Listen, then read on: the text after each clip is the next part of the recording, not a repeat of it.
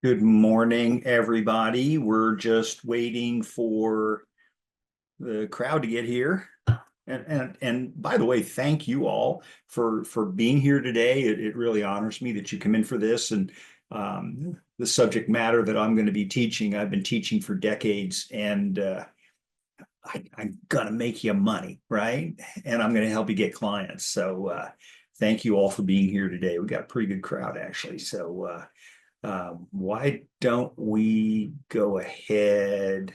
Wow, we have a lot of people. Thank you. Okay, good. So I'm going to go ahead and get started. And thank you to Elsie at the Orange County Association of Realtors. And thank you to the Orange County Association of Realtors.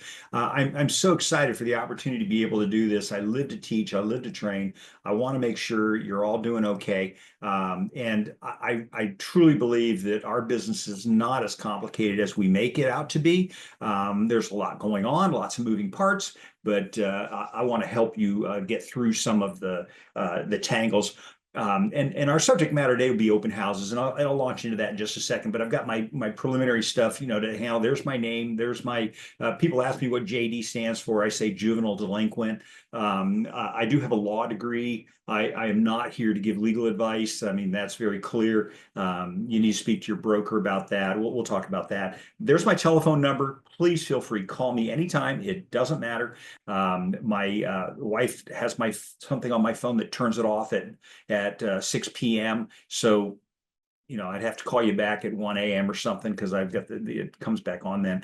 But there's my email address, and that's always the best way to do it, right? So let's go ahead and move forward. So thank you again to your Orange County Association of Realtors, okay? And I am a member, a very proud member there as well. And so I thank Orange County for everything that they've done for me, and they've made this presentation possible today. And so here's some credentials, interesting little things about what. I guess, I always say to people that awards are for things that you've done in the past. What are you doing today? And so here's a whole bunch of stuff. I've been in real estate since 1979.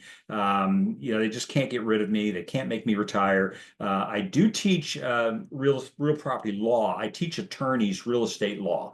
So you'll get a lot of stuff that'll sound a little bit like law. It's not law, okay? And then again, I've taught pretty much everything that you need to have. I'm on a whole bunch of, and Joyce, thank you for being here. I'm on a whole bunch of committees, as you all know. I'm vice chair of professional standards for the California Association of Realtors this year. I was chair of legal affairs last year, chair of risk management the year before. That's kind of my thing. I want to make sure you're okay. And we're going to talk a little bit about safety today because I want to make sure that you're safe at your open house. So most all of my stuff can be found at my YouTube channel. Actually, the only thing that's really important is what you find on your Orange County Association of Realtors website. I was asked by the Department of Real Estate to do a podcast on legal matters and documentation in a real estate transaction. The reason I went to law school was I was wondering what those lawyers knew, and then I found out later on a lot of these people are here to help us. And so we're afraid of the Department of Real Estate. We're afraid of lawyers. I'm not afraid of any of them. I love the DRE. I love the lawyers. They take really good care of me, and certainly they pay me well. So anyway, if you get a chance, go to that, go take a look at that. I thought it came out pretty well, despite the fact that I was doing it. So we're going to be talking about stuff that's going to appear to be legal. I am not a practicing attorney. My trial work, I do a lot of trial work. It's limited to testifying as an expert witness. Okay, so I'm considered standard of care. So I do trial work across the country, standard of care expert. Did the agent do what they were supposed to do? It doesn't matter the outcome. It matters whether they did what they were supposed to do. And we'll talk a little bit about that. Agents' duties of inspection and disclosure, because you do have duties in a real estate transaction, and they're regulated by Civil Code, actually, California Civil Code 2079. So that being said, our conversation today is not intended to be a substitute for the advice of your broker, nor for that of your attorney. Please consult with them as appropriate. So we get some of the housekeeping out of the way. Our webinars are intended to be interactive. I love the interaction. If you have questions, I know that we've set it up here today so that you can put it into the Q&A field, and I am happy to answer your questions. I'll probably answer them live on camera, camera. So please, and others can see your questions. So just be aware of that. Please utilize the Q&A button. God, I'm glad I got that right, Elsie. So anyway, the Q&A button to ask questions or offer input. And I do look forward to hearing from you. The questions are sometimes the best part of the whole presentation. So thanks for joining us, holding a successful and safe open house. Okay, and so we're going to talk about both of those things, and those are things that are going to be important to you. And I'm going to hurry it through here just a little bit. Why would you want to hold an unsuccessful open house? I've never understood that concept,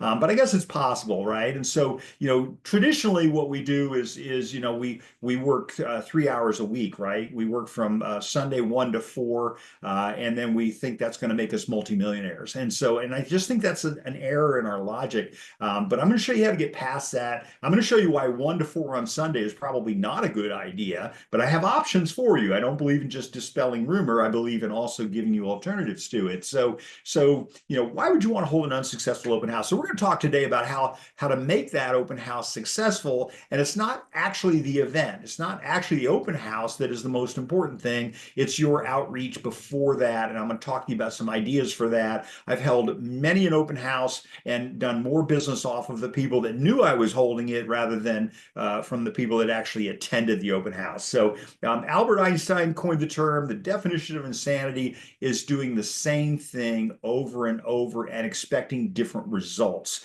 And so sometimes we keep doing things the way we've always done them, and we expect a different result. And I'm going to tell you that's true about your open house. I really think that we're missing the boat on this. I think that since we know 65% of our calls come off of signs, and I know a lot of people think, no, they come off the internet. No, they actually come off the signs. Then there must be some value in that open house. And again, I've been doing them for 45 years, and I've been incredibly successful with my open houses. So I want to share that with you. I'm not here to sell you anything, by the way. I don't have anything to sell you. So if you've always done open houses a certain way, I'm going to ask you, please, can you keep your mind open for something different? And that's what we're going to do today. Okay, we're going to talk about some different things. So I've got some questions. Okay, good. Thank you, Elsie. So I wasn't sure what I was supposed to be doing with that. Okay, all right. So can I ask you just to kind of keep an open mind for me? So holding an open house, like real estate, is not a passive business. And again, that Sunday 1 to 4, we go put the signs up in the yard, and then we sit there and wait for people to come to us. Now, I've seen people be successful with that, but I kind of like to load the deck. I kind of like it to make an event that I can count on to get business rather than just waiting for business to come to me. I don't think real estate is a passive business, and I don't think open houses are a passive business. Again, do I know people who've done it? Certainly, but we're going to talk about some of the active things that you can do to make it go another way. So let's take a look. Real estate is a full contact sport. So nobody's going to call you up on the phone while you're watching soap operas, and say, hey, you know what? I just saw your name on a park bench someplace and I want to buy a house, right? They're just not going to happen. And again, I travel with people that do park benches and do bus benches and things like that. And they use what they refer to as discretionary income. It's just extra money at the end of the year. They don't focus on it. It's just one more thing to do. But that open house, I'm going to give you some clues here today. So the more energy that you put into doing your open house, the more likely that you will have a positive outcome. And that's kind of the general idea today, is having a positive outcome. Okay, so let's talk about the 3 stages of open houses. And so the first one is going to be the before. So that time before the open house actually happens. Then we're going to talk about the during, what are you going to do during your open house? And then we're going to talk about the after. How is your follow-up going to affect the amount of business that you're going to be able to do. Okay. All right. So it's all in the preparation. I totally believe in that. Even if you get rained out, right? Which is so rare here in Southern California, but you get rained out, you're still going to make money if you follow some of the things that I'm talking about today. Time and energy that you spend in preparation makes all the difference in the outcome. Let's talk about the before. So let's get into it. First of all, I want you to confirm with your broker and on a number of issues, right? First of all, I'm I'm assuming your broker allows you to do open houses. Double check with that. Look at your office policy manual, but talk to your broker, about your marketing pieces. And so, listen, I said earlier, I'm close to the Department of Real Estate. They've been wonderful with me. But there's some things that we can do, and I've prepared some material that I'm not going to pull up here right now, but what your marketing pieces look like. I've given it to the Orange County Association. It's the Commissioner's Regulations. It's 2772. It's things like that, which freely make it available for you, so you don't have to go searching for it. But what you put on your marketing pieces is very, very important. And so again, remember, this is doing this with a laser, not doing it with a chandelier. Okay, so doing open houses for other brokers, I probably should just finish off on those marketing pieces. We'll talk a little bit about what's got to be on them and things like that. And again, that changes from time to time. So you're going to want to take a look at that, currently what's going on with that. Doing open houses for other brokers, and this comes up all the time, right? So you're with the red people, and you ask somebody with the balloon people, can you hold their house open? Check with your broker first, always, right? And then get something in writing from the balloon people's broker that says it's okay for you to do the open house. Now, that's just the beginning. That's the tip of the iceberg, because now we're going to have some other issues that are going to come up. The DRE has said that there may be issues with undisclosed agency, and this was an eyeball-to-eyeball conversation I had with the district manager for the Department of Real Estate, where she said that you're holding an open house for somebody else. People that come into that open house are assuming that you're with that brokerage, and so good. All the rest of my slides are gone.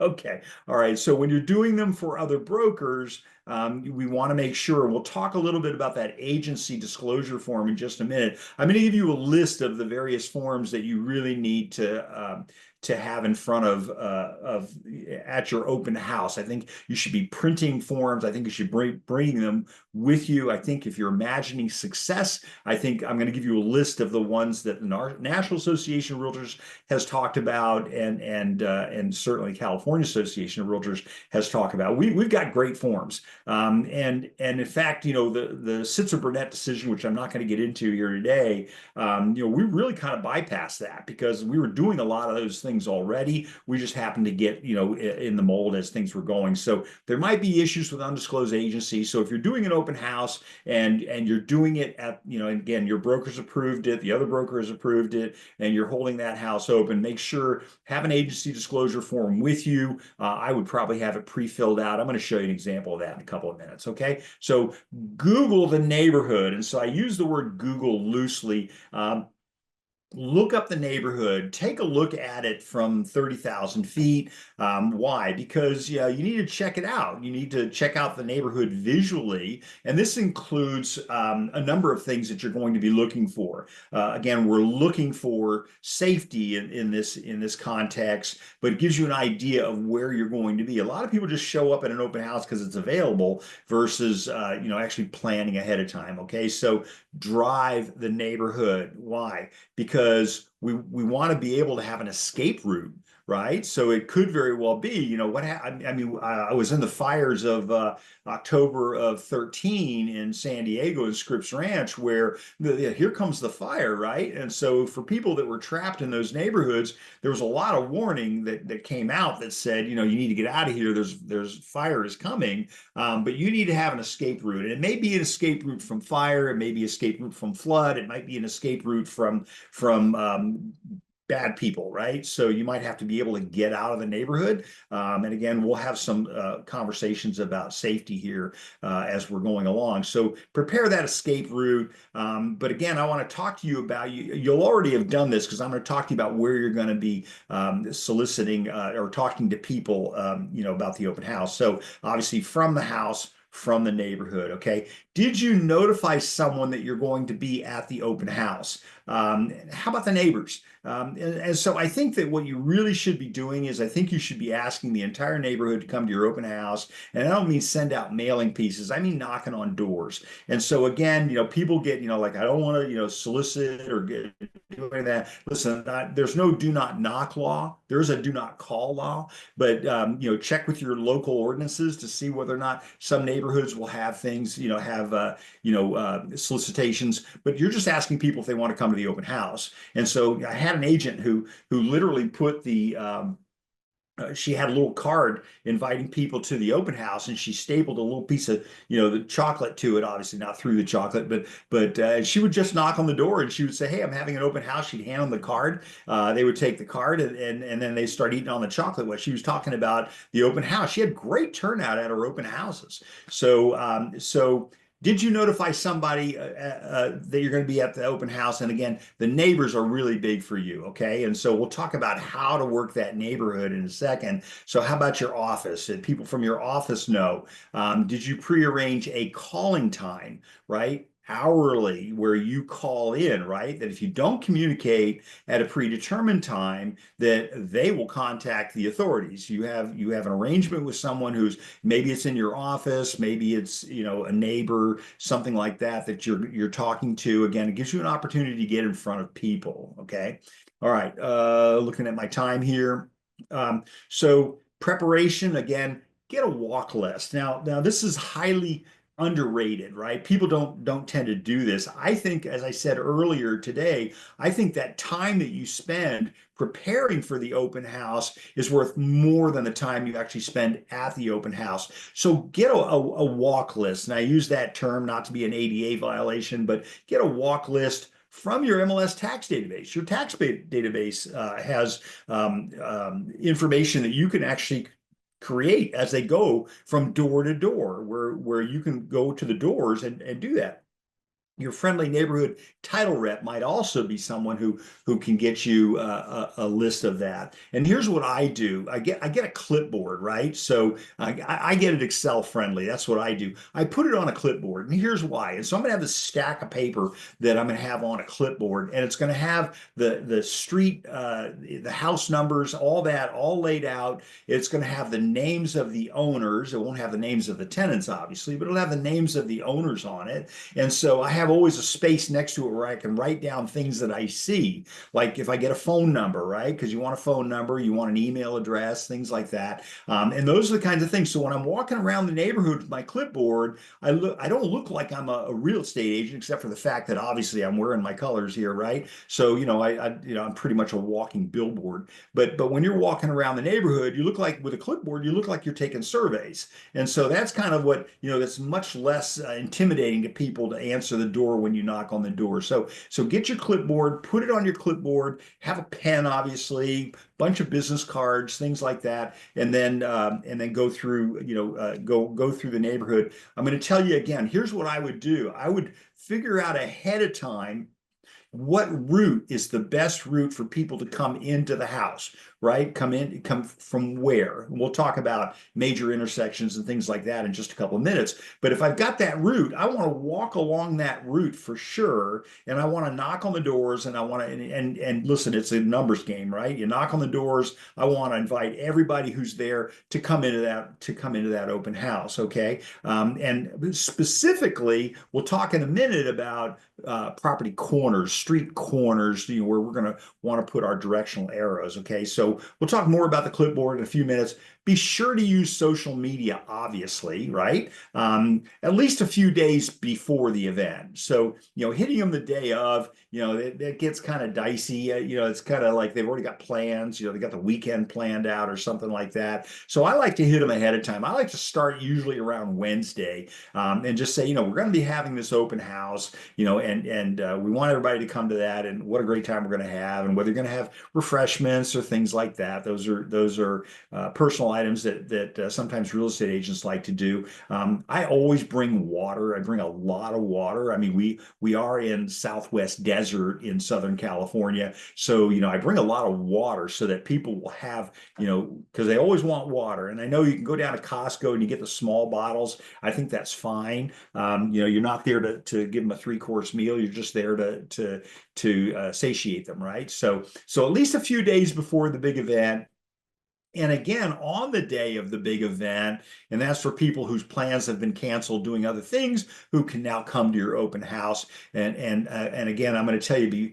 be very careful. We'll talk about it in a minute, what you put on the media when you're doing social media. So, I just a small list, right? So Facebook, LinkedIn. LinkedIn is more for business. I think LinkedIn is a great resource. I get a lot of contacts from people on LinkedIn. Twitter. Twitter's good. Instagram is good. I've not been real successful. I think TikTok is not the audience I'm playing with, but these are YouTube, probably between YouTube and Instagram, probably the most viewed sources. And again, we're doing these short videos, we're doing these quick little things. And if you're using Facebook, less than 90 seconds, you've got a reel going on. And so these are great ways to interact with people, just really quick, hit them really fast without overwhelming them on that. I had somebody call me the other day and say, I have an opportunity to buy a billboard. And I'm thinking, a billboard? I mean, this great big billboard is and it was like $550 a month for this big billboard. I think this is going to be more effective because the billboard, you're counting on traffic. You got to start doing your numbers about how that's going to work. But I think this is the kind of stuff that I would be spending my money on. Okay. All right. And there's all kinds of services. I know Orange County has vendors that will help you do all this marketing as well. Be careful about your message on social media. The DRE says, and I always love this because, again, district manager for the Department of Real Estate, who I just think she's brilliant. And she says, we can see what you're posting, right? Right? It is social media, right? We don't need a warrant. So Orange County did a really good interview with Veronica Kilpatrick, and I recommend that you take a look at it. It's really good. I think it was 2019 that they did it. We might want to do an update on that, but I've been on panels with Veronica, and I remember I was president of another association. I was doing a panel with her and Gov Hutchinson, and Robert Sunderland is probably one of the brightest attorneys I know. And the four of us are up there, and we're talking about these kinds of things that are serious issues in our business. And again, I got the stage because I was the president, but at the end of the day, I'll never forget talking about texting, and Veronica made the comment, "Do not text in a business relationship." And so, interestingly enough, for her, the business relationship is real estate, obviously in California. So, but do check out that interview. It was a good interview.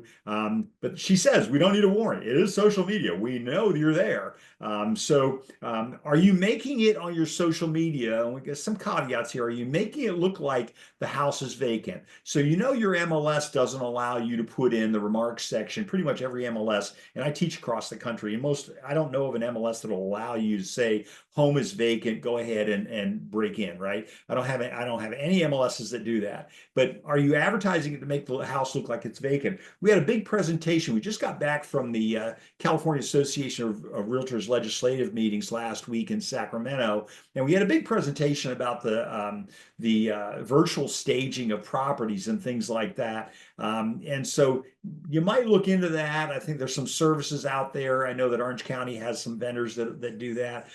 You might take a look at that so that you don't cast an impression that the house is vacant. We don't want vacant houses. I've personally had people move into vacant houses because they knew they were vacant, and they just felt like it was okay for them to go ahead and live there. And so anyway, not a good thing. So you don't want the house necessarily to look vacant. So if you're not going to do the virtual staging, then you might want to have the house staged or just make sure you make a note in your marketing that this is not the furniture in the house, that this is actually a virtual staging or something along that lines. Okay, so make sure, because sometimes people obviously don't expect to get the furniture, but if they ask for it, now you've got some other issues that might happen. So are you making the house look like it's vacant? And again, that's for your safety, right? Because you're going to be sitting there at the open house. Well, actually, I'm going to encourage you not to sit, but you're going to be at the open house, and so your safety, the safety of the property, the safety of the seller,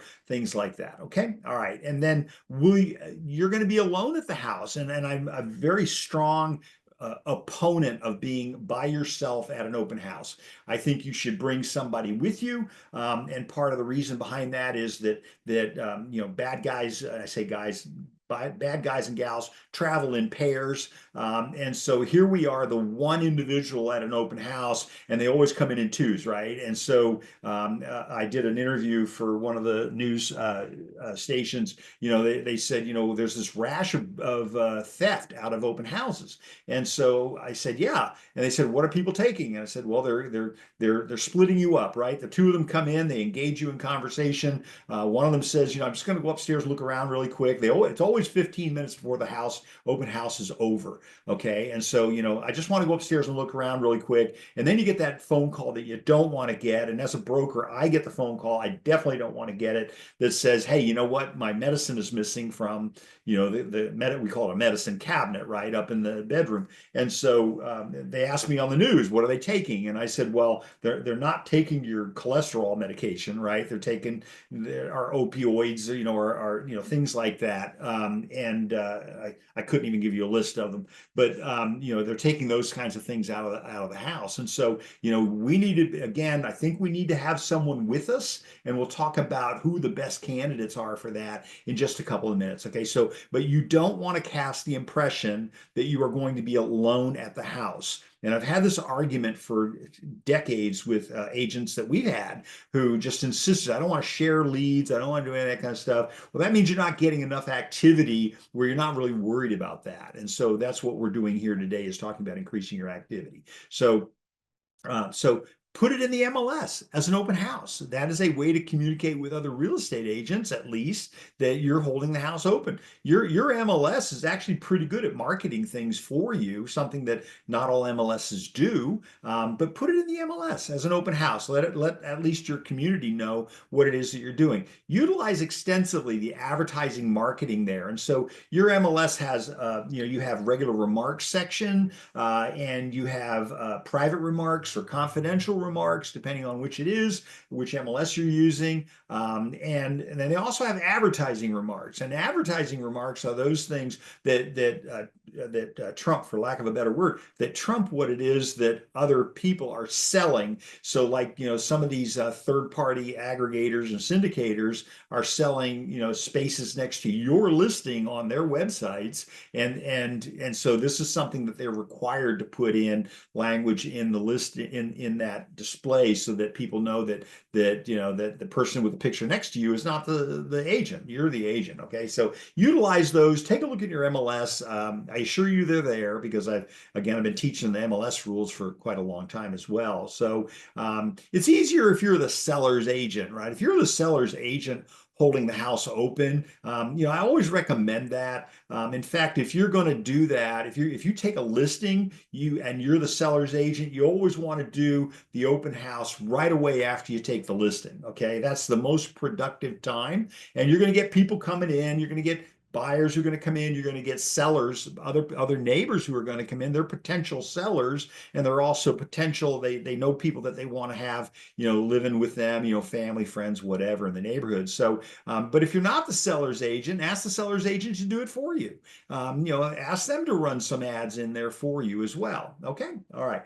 Give them specific instructions of what to put in there. Probably 90% of the time when you mention it to them, they're going to say, wow, I didn't know you could do that, right? And so, this is our game, is to try to hit all this stuff. Just create a checklist. And I know we're going to give you copies of this PowerPoint. So for those of you that are taking notes, you'll have this copy as well. I'm happy to give it to you. It's, in the legal field, we call it work product. But listen, hey, I want you to do well. I think it's going to be very helpful. Broadcast it to your database. All right. Let everybody in your database know that you are doing that. Is being recorded and will be emailed to you and posted. Oh yeah, good. Right.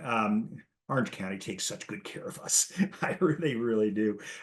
Broadcast it to your database. So I'm assuming you all have a database, right, where you keep track of people's names and numbers and things like that. I worked with a guy who was doing 722 transactions a year. I mean, that's just mind blowing, right? And I remember sitting in the room with him, and he got on a call with somebody, and he had his compute laptop there, and it was projecting up on the screen, and he was using Gmail. This is not, CRMs and all that. And he's talking to these people on the phone, and he's writing notes in the note field of their contact information in Gmail. He didn't have any of these other programs. He didn't know how those things worked. He was just writing notes there. So he's like, hey, I'm sorry I missed, Johnny's birthday, last week. Here it is right there. I'm seeing it on the screen where it shows so you're getting information. You're going to be acquiring. Listen, so at this point in time, I've got 46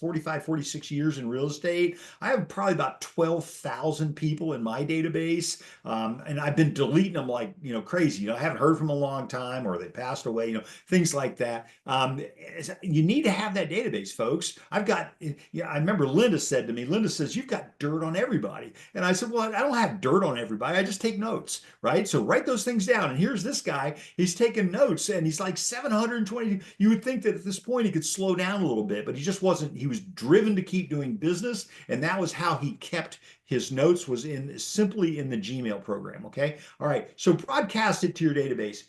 Prepare your open house signs. Now I'm gonna really go on about this because this is kind of important. Not 5 minutes before you're supposed to be there. So I would sit in my office on a Sunday because I like what I do, right? I'm sitting in my office on a Sunday, and people come walking in, agents come walking into the office, and it's like 1:15. And I say to them, hi, how you doing? What's going on? Well, I got to do an open house. I go, really? When? They go, it's 1 to 4. And I would say, well, it's 1:15 right now.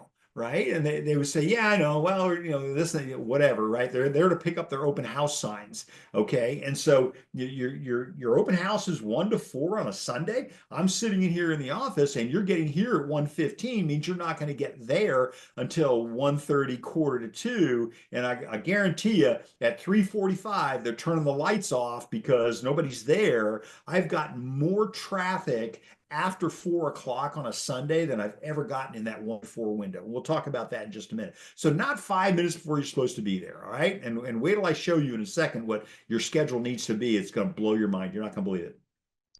Make sure that they are DRE and NAR compliant. All right. And again, I said it, a couple minutes ago. DRE, they're very receptive to what the California Association of Realtors suggests, right? And so they look at that.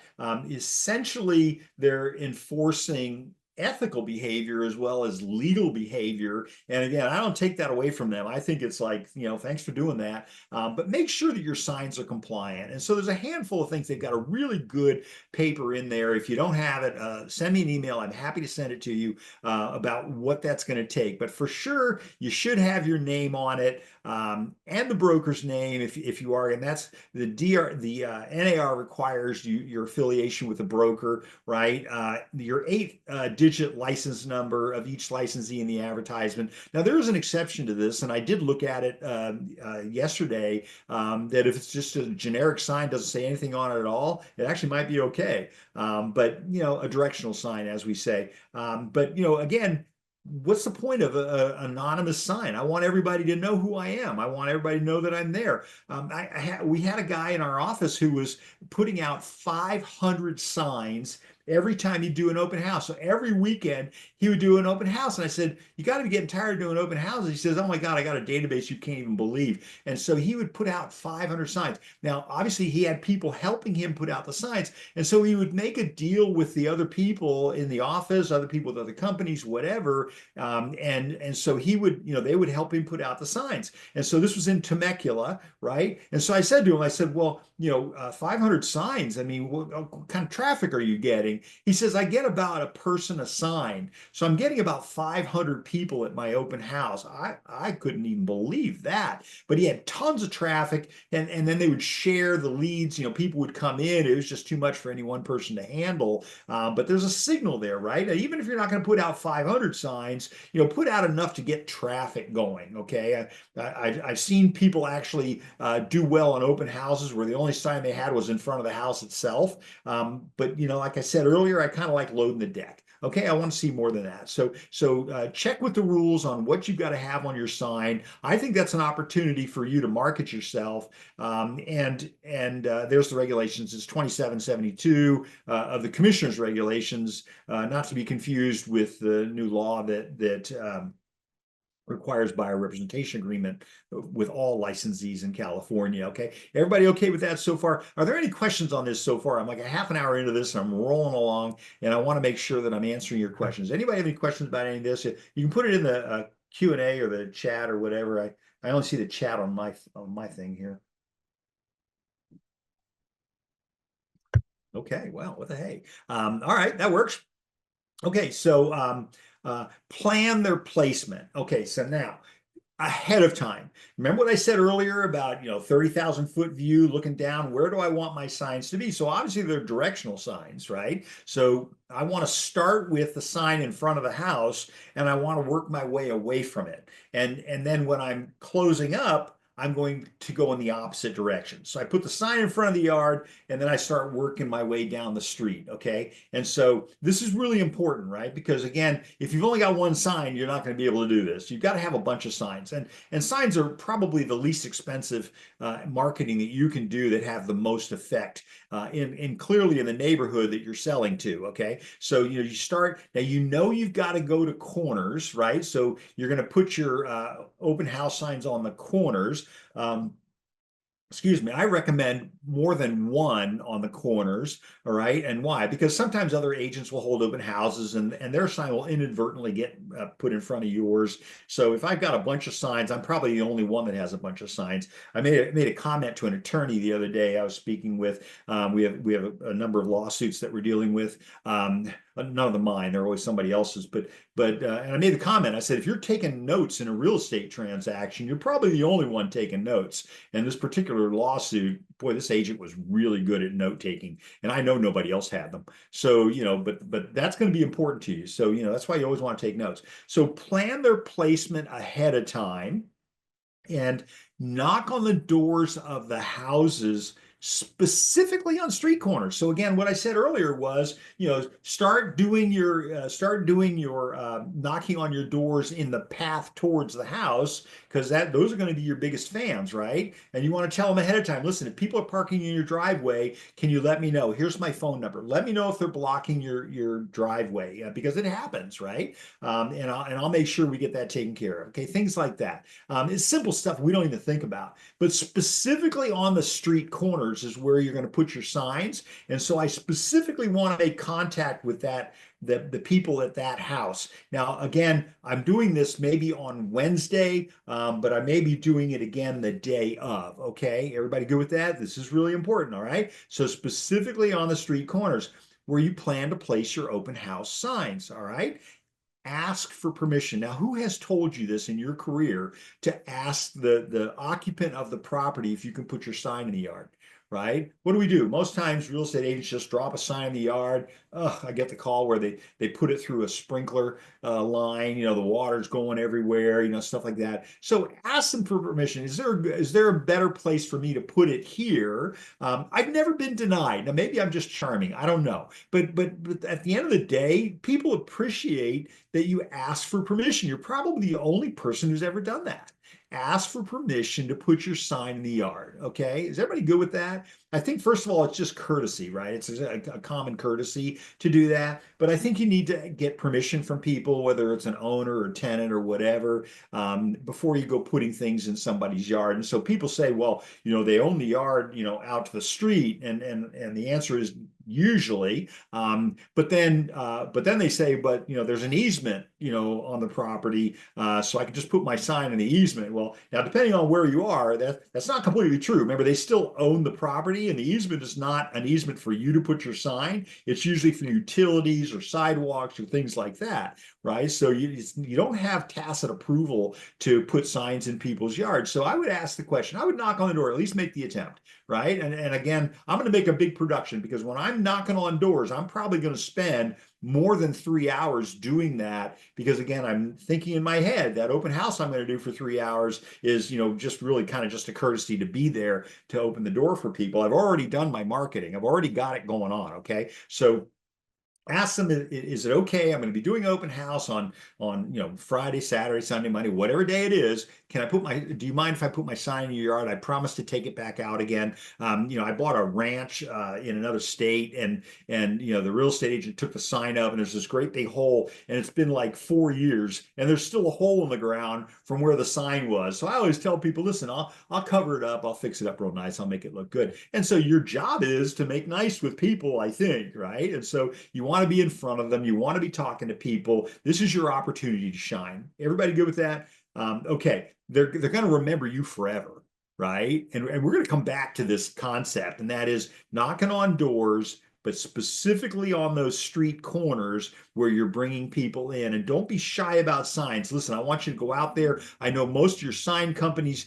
25, signs, they give you a big break when you buy them in bulk. I wouldn't be buying one or two signs. I'd buy a whole bunch of them. And again, for us as a company, I buy them and I let our agents use them, do whatever. But listen, it's marketing, okay, and it's an important piece of marketing. It certainly gets better retention and better view than maybe an article in the paper or something like that. Okay, so you're going to come back to those houses later, and you're going to give them a gift card as a thank you, right? And so I say gift card because somebody another speaker from Virginia actually made a comment. Don't give them a gift card, because I was giving them coffee cards, things like that. I said, no, give them a handful of lottery tickets. If you're going to give them like a $5 coffee card, why don't you give them 5 lottery tickets and make sure your card is stapled to them so they know where they came from, and tell them, I'm not asking you necessarily to share with me, but I don't mind if you make a donation to my favorite charity, me, if you win the lottery, right? And so that now you're going to be front of mind all the way up until the drawing, all right? And so again, I want people at the open house. I've done open houses where it's a gated community, and some of you would agree, and I should probably have added that in here, but it's a gated community. So I go up there ahead of time. And I go up to the gate, and the guard's looking at me, and I go, I'm here to do an open house. And they say, well, we've got a lot of real estate agents in here already, and they really don't want, any more people here doing open houses. They don't want the competition, right? Well, I'm hard of hearing, so I say, I'm sorry, I didn't understand what you said, but here's 5 lottery tickets. Listen, they give you the keys to the city. I mean, it's crazy. And they open the gate for you. They help you put your signs out. They do all kinds of stuff. Maybe I just meet nice people every day, or maybe I just assume I'm going to. But be nice to the gate guard. Okay, don't be discounting these people. I sold a house to a guy that was the gate guard. In fact, it was on Thanksgiving Day, and it was 20 years ago. Because I don't do as much of that anymore. But there I was. I sold a house to this guy, and it was like, who would ever thought, right? So your opportunity to talk to people, FaceTime all the time. Okay. I have a whole nother class I do on, best places to get clients and stuff like that. So anyway, you're going to go back later, and you're going to give the corners. Okay, the corners. I mean, how many are we talking about here, right? 5, 6 corners maybe, and give everybody a handful of lottery tickets. I don't know, 5, 10. Whatever you feel is appropriate. Invite them to the open house. Remember what I said earlier. There's no do not knock law. There's a do not call law. But you can invite people to the open house. You're not soliciting a listing. You're not soliciting any services of any kind, right? And stay tuned for my do not call list class. But invite them to the open house. It's okay to do that. I mean, hey, you think about selling your house? Well, now we're getting into a solicitation, right? And so we don't want to do that. But invite them to the open house. The whole point is, maybe they can't make it, maybe, but they'll remember you for asking. Okay. All right. The more signs you put out, the more traffic you will get. Right? I said that a minute ago. The more signs you put out, the more traffic that you're going to get. I think you should put out at least 20 signs. Okay. So this guy putting out 500 signs, I mean, that's just mind-boggling. I asked him, I said, you putting your signs out down at the Interstate 8 in San Diego? And so he laughed. He thought, yeah. He says, sometimes. I go, seriously? And again, he's focusing on Murrieta, Temecula areas, things like that. He has a ton of traffic. I don't care what your market is, everybody will be there. Okay. And that's what he does. All right. And again, he's got probably 20 or 25 real estate agents at the house. So it looks like there's a party going on. Right. And so, and he gets a lot, again, he's sharing some of this, but he's the lead guy. So he gets, pick or whatever, talk to the people that you're doing your open house with as to whether or not, you do the onesie Tuesday, you do the first one, I do the next one, you do whether you're going to do it that way or get a referral fee. That's what he was doing. He was getting a 20% referral fee from people. Now, yeah, I get it. Maybe not everybody was truthful about it, but he was getting a referral fee from everybody. And why? Because they were coming back. They wanted to do it again next week. So don't discount this. This is good stuff. Okay, everybody good? All right. Now is not the time to be frugal. I think we need to remember that our business, it costs money to be in this business. Just because you got a real estate license doesn't mean, I remember when I got my law degree, my dad said, this is great, son. Now you just sit and wait for the checks to start rolling in. Well, it really doesn't work like that, Dad. Right. And God, I was so thankful. My last semester, I just knew I wasn't going to practice law. I wasn't interested. So now, of course, I'm immersed in the field. So don't be frugal about your open house signs, folks, and make sure you put your picture on it, whatever. We fought about that issue for years, whether or not you should have your picture on there. I think it's good to have your picture on there and your contact information, and be proud of the brokerage that you're with. Make sure their information is there as well. Check with your broker about the 5-to-1 ratio or whatever ratios they have with your signs. Check with local ordinances. Okay, and so local ordinances about whether or not you can put signs out. So I mentioned a minute ago that easement that travels along the frontage of properties. Usually that easement is not for your benefit. That easement is for usually municipalities, things like that. If you're Del Mar, where I'm a resident in Del Mar, they think that the right of way, the city's right of way, extends various depths into the property. I was holding a house open where they said, yeah, it goes all the way up to the mailbox. I said, so I can't put any signs out in front of this house. They said, no, because we have a right of way all the way up to the front of the house. So this is a house now, right? So, what I did is I just put my sign in the sunroof of the car. And so, be clever, be improvise. I never got into a fight. They knew who I was, but, you need to know your neighborhood. And mastering your farm is another really good class. You'll see all these on my YouTube thing. So your DRE NAR compliant open house signs are probably the best marketing investment you're ever going to do. I really think if you're going to spend money, spend it on that. I think you should be holding open houses. Joe Jelly used to say, and he was the father of real estate in San Diego County, and he used to say, if you're flat broke out of money, you need to be doing open houses 7 days a week. And I saw people actually follow that advice and certainly get out of the funk that they were in at the time, and get to a point where they were making serious money. And then, of course, then we get too busy, and we don't want to confuse activity with productivity, right? And we get too busy, we stop doing our open houses, or we have other people do them for us, things like that. I also did put in the material the guides to unlicensed assistants. So if you're going to have an assistant do an open house for you, be aware of what they can and cannot do, what they say, what they can say and may not say. And I put that in the material for you as well. Okay. All right. So think about what political candidates do when running for office. So, I ran for city council. I was successful in not getting elected, and very happy because I was able to continue to do what I like to do, which is real estate. But I got a lot done because I did that. And I learned a lot about why is it right before an election, you start to see all these signs up, up and down the road. It's like total litter. I mean, I remember code enforcement said to me one day, we call it the crazy time, right? And it's like, okay, I get it, the crazy time. But think about about why they're doing that. They're doing it because if you put up enough signs, then people are going to identify, they're going to remember who you are, right? And so the first rule of politics is that all press is good press as long as they spell your name right. Right. And so it's a kind of an important point. I always wanted them to spell my name right. I don't care about any of the other stuff. Right. But I didn't put as much effort into it as I probably should have. Interestingly enough, in Sacramento, I ran into my campaign manager from 20 years ago, and he was totally shocked. He's like, oh my gosh, I can't believe it. You're in charge? Kind of, sort of, but yeah. So anyway, think about what the political candidates do. There's a reason why they do that.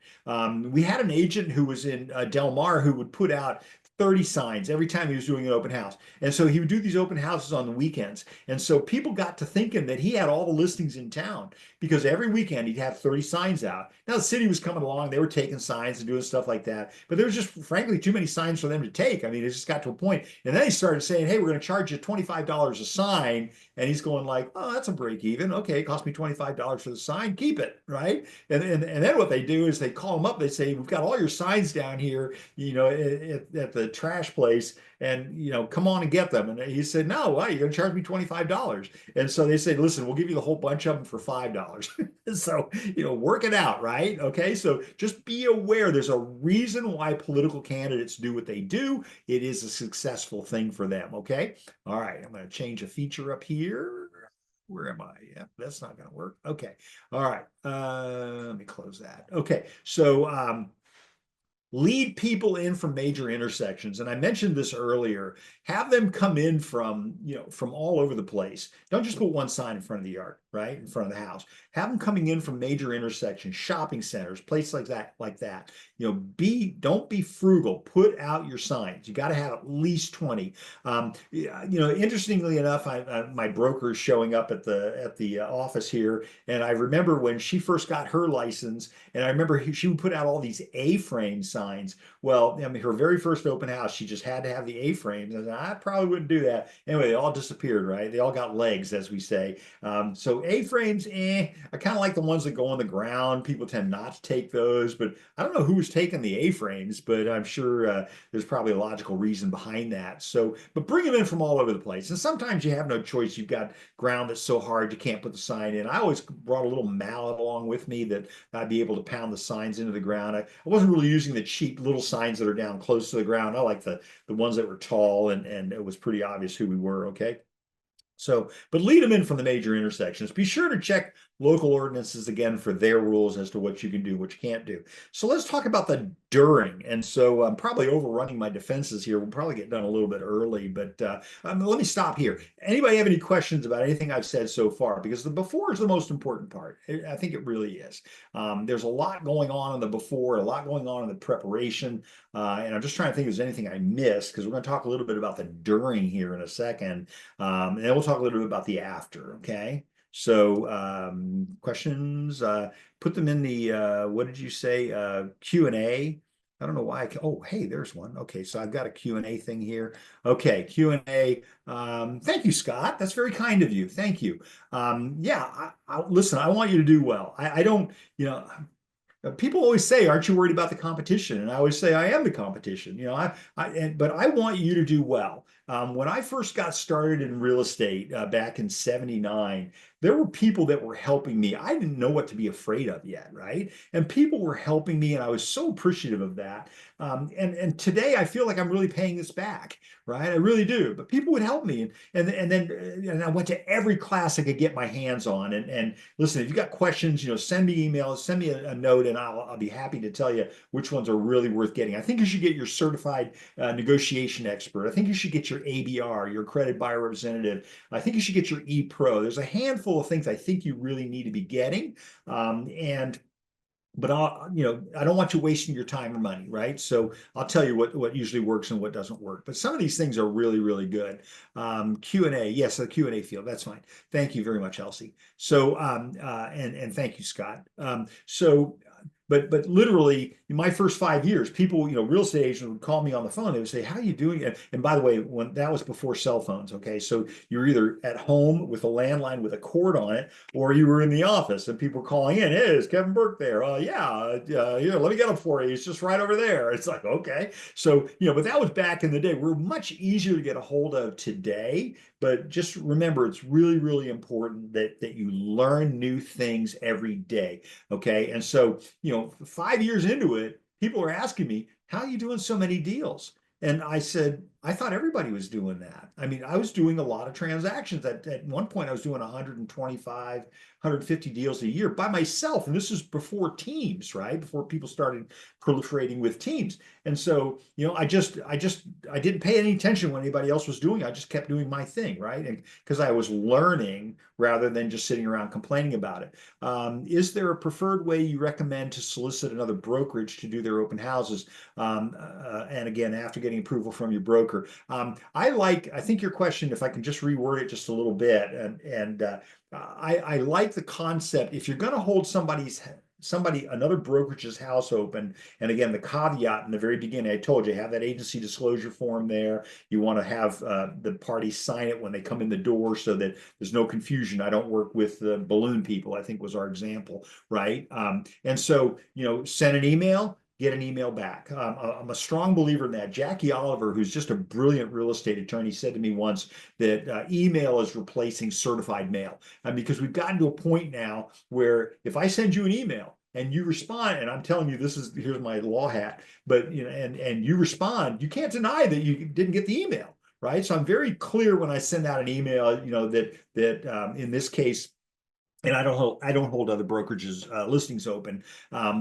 But if you did, send out an email. Listen, I'd really love to be able to hold your house open. Here's the date and the time. Be specific in your message. Here's the date and time. Please let me know that that's okay. I remember getting an email from somebody one day where they said, "If I don't hear from you by 5 o'clock, I'll assume it's all right." That is not the way to handle that, right? So, that is not permission. Okay, so get a response that says it's okay. I'll put you in the calendar with this and then that and the other thing. So, and again, you've checked with your broker. Your broker says it's cool. They're going to check with their broker, make sure their broker says it's cool. So, Scott, I hope I answered your question all right. But if I'm going to solicit another brokerage, if I'm going to ask another agent to do something like that, I definitely want to have that in writing and not a telephone call. I think, and maybe your buddies and all that, but let's say you're talking to somebody and they say, "Yeah, go ahead and hold my house open." Well, then, turn it around. And again, I don't want to get too deep into the legalities of things, but turn it around and follow up with an email. So Jackie Oliver actually wrote a very good piece called a confirming email, and CAR has kind of copied it as well. So you'll find those in your ePubs program, and Zip Forms is the confirming letter. Thank you so much for taking my call today. In that conversation we talked about this. If I just want to confirm that we talked about that, please respond to let me know that everything is okay for me to do it the way we described, and I'll be holding it open on this day or that day. Okay, so again, do it officially, something that you can document later, and that's to protect you. And as I always say, listen, we love our broker, we want to take good care of our broker, and so we don't want to do things that are not good broker stuff. Okay. All right. Scott, thank you. Great question. Anybody else have any questions? I'm going to move forward with During here. Goodness, maybe I will run out of time. Okay, all right. I have I do the buyer representation class, and I've got DRE approval of that and the RPA class, but my renewal's coming up, so I just waiting for them to cash the check. And again, the forms have changed quite a bit as well. So okay, so if you're interested in all that kind of stuff, stay tuned. Orange County, God love them, they're putting it out on the calendar. So we talked about the before. Now we're going to talk about the during. when is the best time to do an open house? One of my favorite subjects, right? When's the best time to do one? Well, listen, again, in the immortal words of Joe Jelly, anytime is the best time to do an open house. Anytime you're in front of people. Frankly, I used to sit down at the coffee shop on the corner and people would come in, they say you're holding court, because I would go in there and I would sit down and I would have my laptop and I would have the cover up, and on the laptop there on the cover it says, ask me a real estate question. And real estate agents would come in and say, boy, that's a great come on, right? So, whatever you're going to do, I would get that little cover. You can get it from skinit.com or decalgirls.com and get that little laptop cover because you take your laptop everywhere, right? And so, when's the best time to do my open house? And again, I'm going to have my laptop 1 to 4 p.m., right? Why? Because the public is trained for 1 to 4 p.m. Okay. Aha. But I'm going to tell you, Friday is probably the best time to do an open house. Okay. And why? You won't get the traffic. Some people think, again, remember, activity does not necessarily equal productivity, but some people think that if I'm holding an open house, that, I'm going to get inundated with people. Well, I don't know what your experience is, but I've been doing this a long time, and you'll have the lull, you'll have the big, you'll have all that kind of stuff happening. But on Friday, people that come into the open house on Friday are usually traveling to and from a job interview. We live in Southern California, right? People think that the attraction here is the weather. It's really not. It's the schools. So, but Friday, they come in on Friday to interview, and they see your sign, and they stop on by. Friday, the other day is going to be Monday. I put in here Saturday. And then I put in there Monday because I think those are really and probably in that order the three best days to hold an open house. Is everybody okay with that? I don't mind explaining it deeper if you want to know, but I think in the middle of the day is good. And literally, but when I think is the best time is going to be a Sunday, but it's 10 to 1. And so people going like 10 to 1. Well, I never thought about that. How about 4 to 7? Oh, that's interesting. So what goes on between 1 and 4? I go to the beach, right? I go someplace. Okay. But when I'm doing my open house, I am there to maximize my time. If I'm there doing the open house from 1 to 4 on a Sunday, hypothetically, there are other people doing open houses at that period of time. I find that not to be the case a lot of times. But if they're going to do them 1 to 4, then why would I want to sit there and do that busy stuff that we do when we're at an open house when in fact we should be working, right? So, we do them 10 to 1, 4 to 7, and I'll have usually I'll have somebody with me. I'll have a partner. One of us will start the 10 to 1.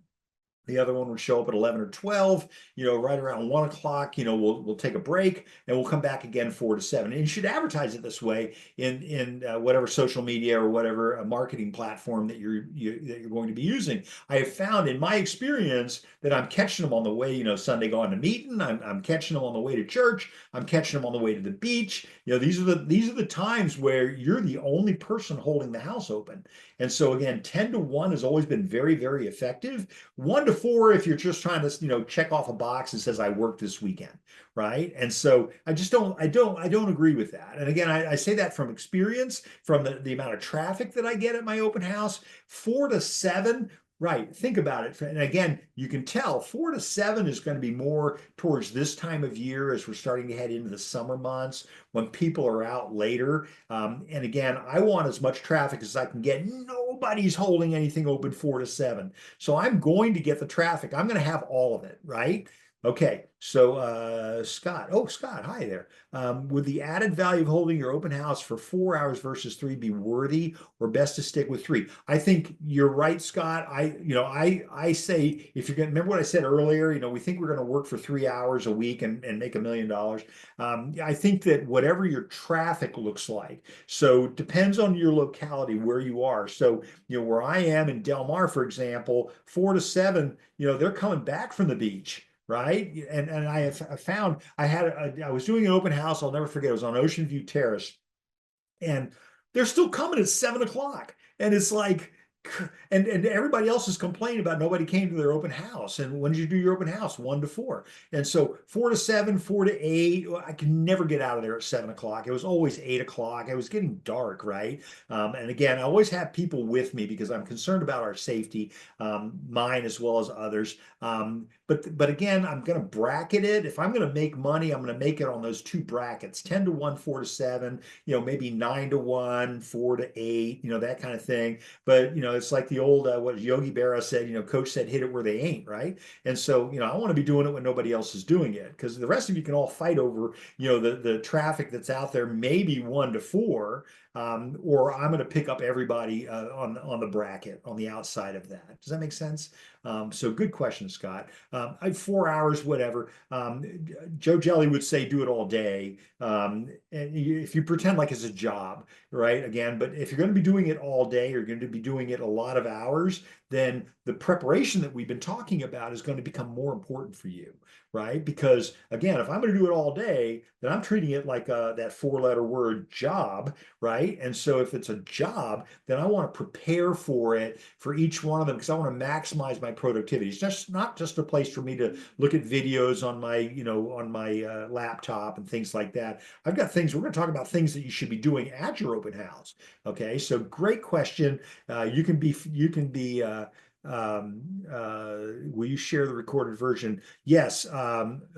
Orange County is monitoring this and they're going to post it. I think it said earlier, they're going to post this whole video. And again, I'm available. If you want to call me, I'm okay with that. I'm happy to help you. Yeah, thank you, Elsie. So yeah, they're going to post it on, listen, you guys, you got it wired. I mean, you really do. This is so great. The support you have from Orange County is just phenomenal. So be thankful, trust me. So again, hopefully that helps, folks. 10 to 1, 4 to 7 if you're going to do it on Sunday. If you're going to do it on Friday, Saturday, Monday, you're catching the people coming and going from job interviews and things like that. And I'm going to say 1 to 4, 2 to 6, things like that. And again, as we get into the summer months, those rules are going to change. You can actually be holding it later. And again, people are going to be out later. Outside, Scott, we're going to call it the rule according to Scott. Outside, I want to be outside the bracket, right? I got not 1 to 4. I want 10 to 1, 4 to 7. That's the way to do it. Go have lunch, right? Heck, I used to buy our agents coffee, to just sit down at the coffee shop and talk to people. But boy, oh boy, uh, yeah, you're welcome. Thank you. So yeah, absolutely. I just think anywhere you are where you can talk to people and people discount this open house thing all the time. Well, I don't have the time for it, whatever. Listen, you can't get this much traffic and they're a captive audience. They're there to look at houses. They're thinking in the back of their head, that they're looking for either alternatives as another speaker at Career Compass used to say, when your house no longer meets your needs. And we always call it a house when we're talking to a seller. We call it a home when we're talking to a buyer. Because when you're talking to a seller, you don't want to use the word home with the seller because then the seller starts thinking, wow, do I really want to sell this? Versus with the buyer, we're going to make a home for you, that kind of thing. So there's just some little etiquette things going on. And so make sure you have your reliable cell phone. All right. And I say this is really important. All right. That it has signal strength at the house. You need to make sure that you go to the house before your whatever day, whether it's Sunday 10 to 1, 4 to 7, go to the house and make sure you get signal from your phone. This is for your own safety, okay? So at the house itself, not I have signal at my house, because obviously I do, but you're going to go to the open house to make sure that you have, you have signal strength. And oh, by the way, fully charged. I get my sister to talk to my sister on the phone, and I'm on the phone with her. I talk to her every couple of weeks or so. Then I'm on the phone with her, and then all of a sudden it's dead. And I go, well, what happened there? And about 3 or 4 hours later, she calls me up and she says, sorry about that, my phone died. And this is every single time I speak with her. And so, folks, yeah, who doesn't charge their phone? You'd be charging your phone overnight. I would be Linda carries around a little portable charger. It's amazing. She charges the whole phone all the way from 0 to 100%. Well, 80%. She cuts it off a little early, all within the matter of like 20 minutes. So there's no denying that you've got to have a fully charged phone. Not like my sister, who just the phone dies, and it's like, well, okay, every single time I talk to her. So it just is what it is. So it's kind of a break for me. All right. Keep it in your possession at all times. Okay, should always have your phone with you.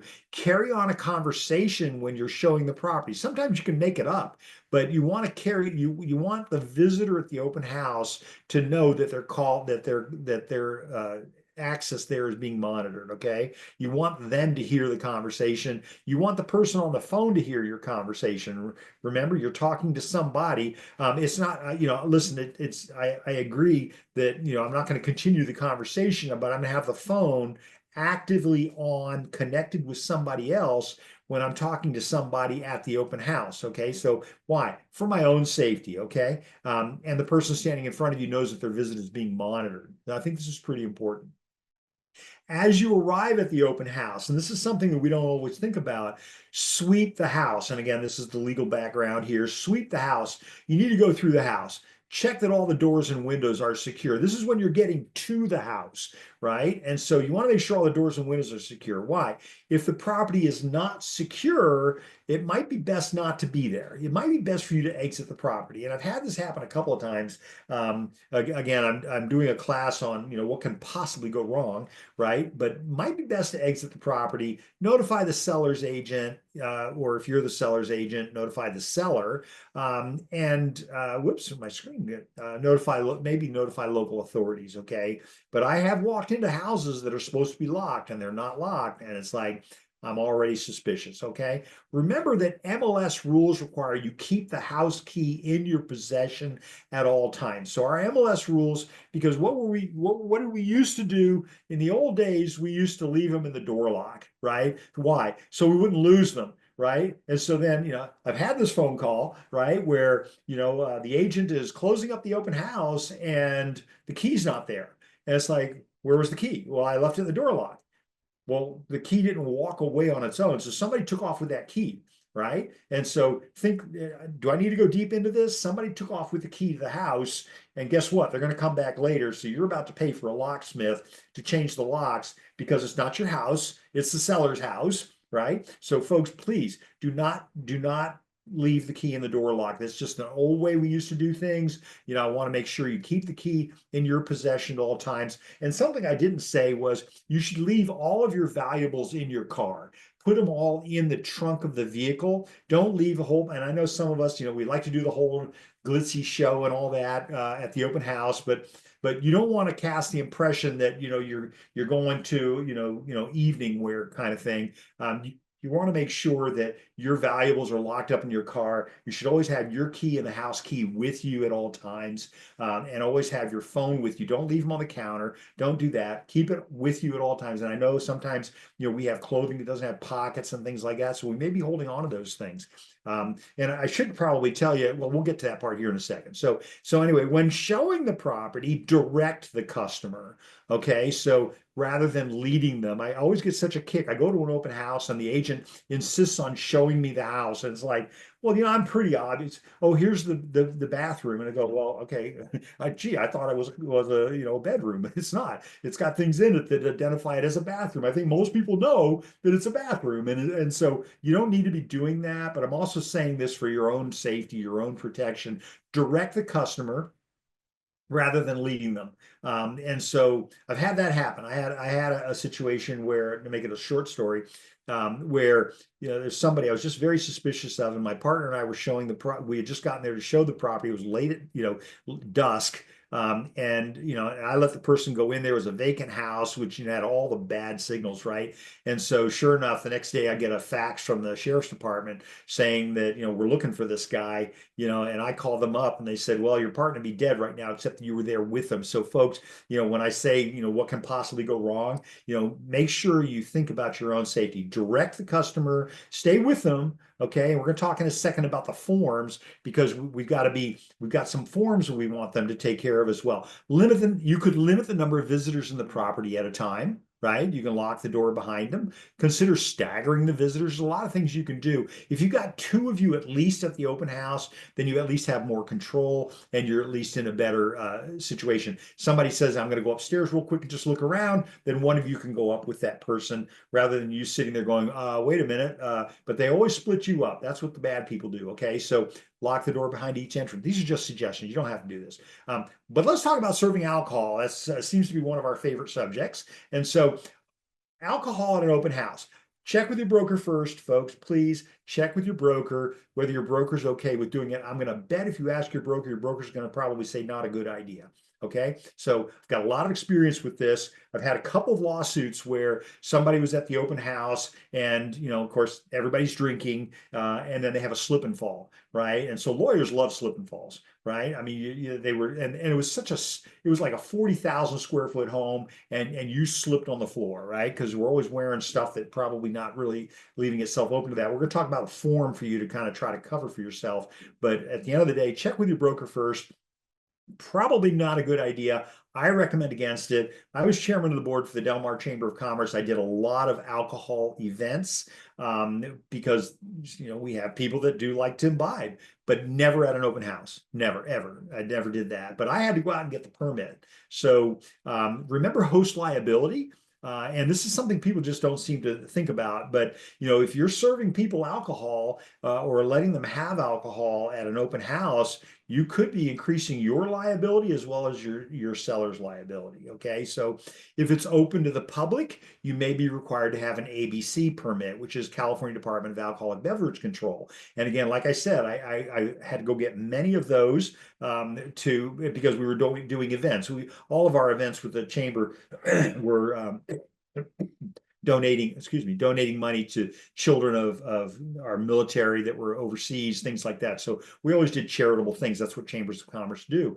But we always had to have that permit still. Okay. So if it is open only to the real estate community, this is where it gets more interesting, right? Best to have it catered, I would recommend, by a group that knows when to cut it off. Oh, and by the way, and when to ID attendees, because I get it. You got to be 18 to get a real estate license, but what's the drinking age in California? I mean, I'm so far, and you see the gray, I'm so far removed, but I think it's 21. But whatever it is, there's all kinds of problems inherent with that. So you might want to hire somebody to do that. What we did was we got donations from the wineries, and then they would send somebody to serve who were trained to identify when somebody had too much to drink or when they weren't of age. Okay, so it's a big deal. Flyers. Now, I'm going to blow your mind. Best to remove all of the flyers from the brochure box outside the house. Why is that? Well, because here's what happens. They pull up in the van, the 5-year-old gets out of the van, goes over to your brochure box, takes your flyer, gets back in the van, and they drive off. And you're sitting there going, well, don't you want to come into the open house? And why? They don't need you anymore. You've given them all the information that they need to have, right? You've told them the price, you've told them all that stuff. So I have a flyer that I had laminated for all my houses. All my listings have brochure boxes, and it says right in there on this one laminated. So they tend not to take that one, and it says, "Oops, sorry, somebody got the last one. Give me a call or send me an email, and I'm happy to send you a flyer." Right? Oh, what did I just do? I just got contact information. Okay. So, but all my open houses have just that one laminated flyer in there. Oops, sorry, somebody got the last one. Please call me or send me an email. I'm happy to send you flyers. Everybody good with that? That's one of those things where you should be writing that down. Okay. So get all the flyers out of the brochure box outside, because again, they pull up and they see the flyers, they don't need you anymore. Right. And then, oh yeah, by the inside of the house. And so, oh God, I get such pushback on this. Why? Because the real estate agent says, well, what do I give them? And it's like you give them your knowledge, right? But what happens when you give somebody a brochure inside the open house, right? What do? They sit there and read the brochure. You just lost that opportunity to make eye contact, to establish rapport, to do all those things, because now they have all the information that they need, right? And so you've blown it essentially. I think is probably the best way to put it. Okay, so get rid of all that stuff. You don't want to do that. Do not hand out flyers at the open house. Listen, you got somebody disagrees with me, have them call me. I'm happy to explain it to them. Do not hand out flyers at the open house. Okay. All right. You want them to call you. You want them to communicate with you. But most times they're frequently a crutch. Think about it for a second. You're talking to the client, and you've got I've done enough open houses where I see the agent holding onto the flyer, and it's coming between you and the client. So psychologically, again, neuro linguistic programming, things like that, you're sending a signal that this is the barrier between us. Don't cross this barrier. And so I'm going to tell you, it's a crutch. Stop doing it. Okay. But we're going to do some other stuff, and watch, I'll tell you in a second. So you don't want it to come between you and the customer. All right. Have an RA form on hand. I love this. Okay, so hang on a second here. I'm going to pull up my RA form. Oh, I have a really good article in there, open houses in a post NAR settlement world. So, you've got access to all these things. So let me take a look at my realtor acknowledgement form. And again, OCAR will make all this stuff available for you. They've got a Dropbox with I put tons of stuff in that. Yeah, I mean, you can't run out of reading. But the realtor acknowledgement form, I love this form. It took us so long to come out with it. I remember proofing it back in, was it 2005 when we came out with the original? Do you know the difference between a realtor and a licensee? And so this form actually explains all of the differences, or some of the differences between those. And I always tell people I subscribe to a code of ethics, right? A written code of ethics. And so what did that just do? It left them with the impression that, well, how do I know that everybody's a realtor? Not everybody's a realtor. In California, we have 435,000 licensees. Only 180,000 of them are realtors, which is usually full-time real estate practice, things like that. So read the form. I always provide it, and I've taken all my contact information off there, but I always provide it in every transaction clearly, with a listing, with a buyer representation agreement. I always have this signed by the party, and I'm always going to have them at the open house. And I like signing things in front of people. So have this all filled out with your information, and then sign it in front of them, and then hand it to them. Again, I want your open house to be profitable. So here's what you're doing. You're sending a signal to them that we're going to be signing things today. And so this one doesn't, it's got a place for them now. The previous version did not have a place for them to sign. I kind of like that better. But here it is. I'm going to sign it, and I'm going to sign it, and they're going to sign it, and then I'm going to let them keep it. Right? I could have extra copies if I wanted to, but I've got other documents that are coming that are going to be more important. So fill all this out ahead of time. Bring a handful of these with you. Trust me, it's a great tool. It explains that difference between, why not everybody is held to that ethical standard. Okay, so have the realtor acknowledgement form on hand, sign it in front of them, and hand a copy to the customer. And I underline customer because in most jurisdictions, especially I'm also a certified instructor in Virginia, what they call DPOR, which is the DRE equivalent. And that you're a customer until you have a written buyer representation agreement or a seller listing agreement with them. And so they're only a customer. They don't become a client. And we've been deceiving our people. I'm so glad with the Sitzer Burnett decision that now we've got to tell them the truth. You're only a customer until you sign an agreement with me. Okay. And again, stay tuned for that buyer representation agreement class. And I always say to them, I said, look at that. We're getting used to signing things. That's all. Okay. And then we'll talk about some of the pushback in a second. Have all attendees sign the property visit and open house advisory form. You can make it a requirement that they sign it, but this is just one of those forms. So when I pull that form up, here it is. And this is a form like a lot of people don't even know this exists. We always have our people sign it before they go look at property. Why? Because it's got some of the real obvious stuff, like you might be getting recorded. I've had some really good litigation over that, right? The buyer wasn't aware that the seller was eavesdropping a conversation about negotiating for price. And so you might be getting recorded.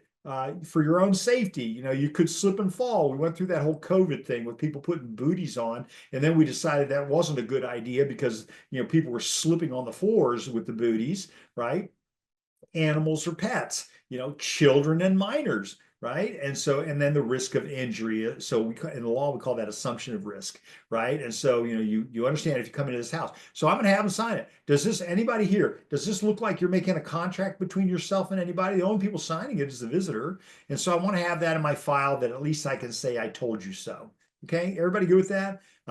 So that was number 2. That was the number 2 form, right? Let's take a look. Before they enter the house, Okay. Now, you can require it. I don't know. We used to say things like the seller requires, that you sign in and stuff like that. Well, this is probably a substitute for that sign-in sheet, and we're going to get to the sign-in sheet in just a second. So, have an agency disclosure form with you. And again, whether it's your brokerage has the listing or whether you have, or another broker has the listing, I like disclosing the concept of agency.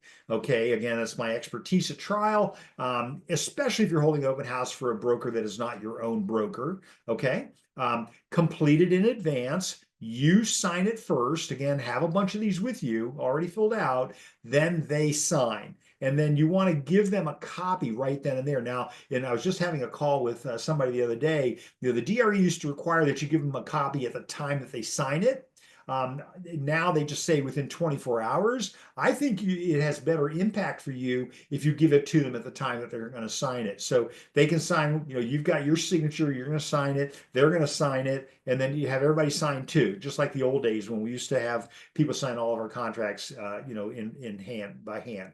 Okay, so give them a copy with them sitting right there. This is your opportunity to be theatrical about things, folks. Listen, we're show people, we're salespeople, and so this is your opportunity to do that. Okay, pushback. So what kind of pushback do we get?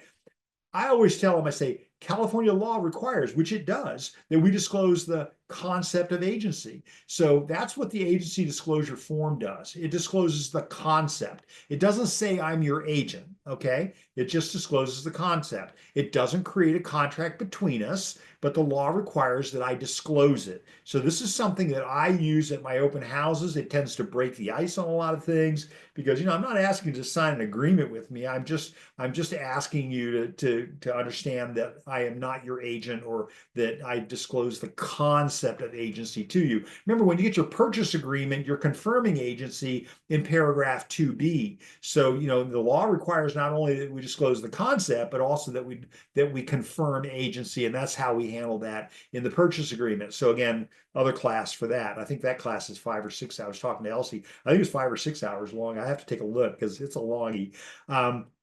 It doesn't mean that I'm your agent. And so again, we're getting past that hurdle of signing things. Now it's interesting. I was in a meeting and I was chair of risk management, and Gov Hutchinson sitting right next to me, the attorney for CAR, and somebody asked the question, can we prohibit them from going into the house if they don't sign something? He says, yeah, don't let them in. Well, CAR has changed that stance a little bit, and if you read the Q&A that I got for you that I showed you just a second ago, you'll see that you need to be very careful about the conversation that you have with them. You don't want implied agency or ostensible agency. You don't want these other agency concepts to come back and haunt you. Because remember what we always say: if it's their word against ours, we're going to lose. Right? Because they're going to say, but you said, or whatever, and we're the professional, we have the real estate license, and so they're and they're going to, they just say things that are like, really, nobody would have said something like that. Scott, you're awesome. Thanks for being here. Is it a requirement to post a sign about being recorded at the open house? Now, there is no requirement. I think, again, I'm having people sign things, so I think I would do the form. But I mean, I can already see, it's kind of like a Monty Python skit, right? Where you got this camera, and they're not always visible, right? Here's this camera, and you put this great big sign underneath that says you are on film, right? That kind of thing. And so, you could. I like using the form because I think the form is more interactive, right? Could you do both? That's a great question. You could.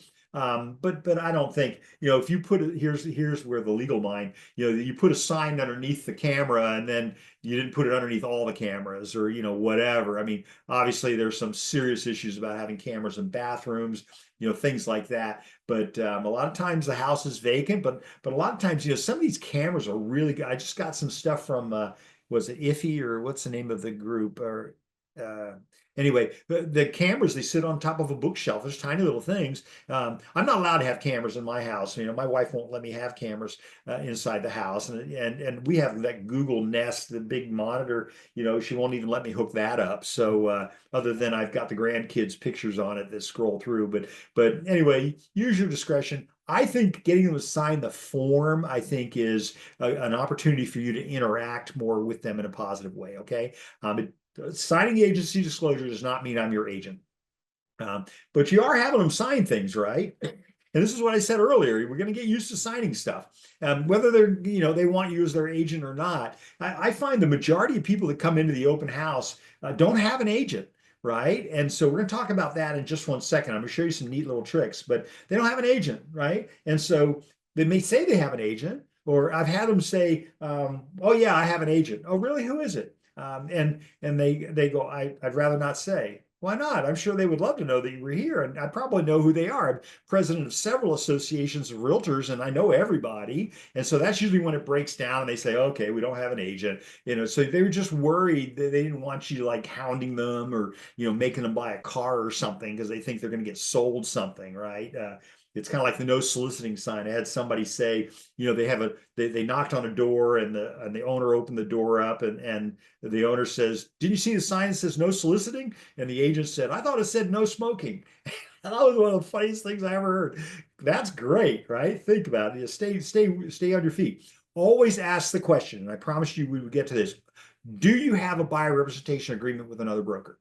And so NAR actually changed their policy back in 2008, January 2008. I remember when we did it, and they require that you ask the question. And so I always say to the client, and they say, "Why do you say that?" I say, "Well, because the California Department of Real Estate," and I always say this out. I don't say DRE, NAR. I always say it out. The California Department of Real Estate and the National Association of Realtors Code of Ethics requires me to ask. Okay, so now you've got approval for asking the question. And so now it's going to be a yes or a no. Okay. And sometimes they'll say, "Well, I signed something, I don't know what it was." And then you say, "Well, how many pages was it?" "Well, it was, 1 page." Well, then that's clearly not an agency disclosure. Okay. All right. Buyer representation disclosure.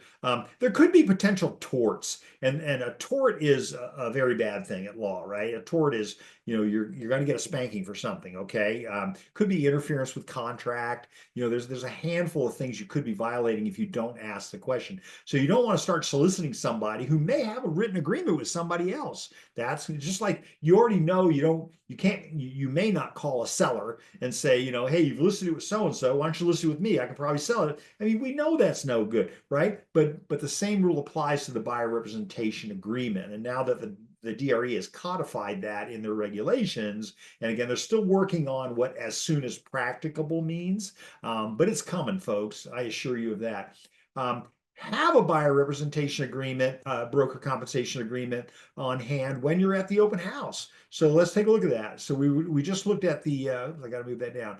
We looked at agency disclosure. I already showed you that. And then here's my buyer representation. It always starts off with agency, right? So I'm going to have this filled out in advance. What? I know what company I'm working with. I know what my name is, right? So I'm going to have it filled out in advance. And I've got my buyer representation agreement here, and it's pretty generic. I use this. I actually have to use a different account because when I do the DRE approval for that class, when I've done that, I've got to make sure I get rid of the logo. But here's the buyer representation agreement. I think you should be prepared to use it. I think your people are becoming very aware of the fact that the rules have changed in open houses, and so they're probably going to be asked to sign something.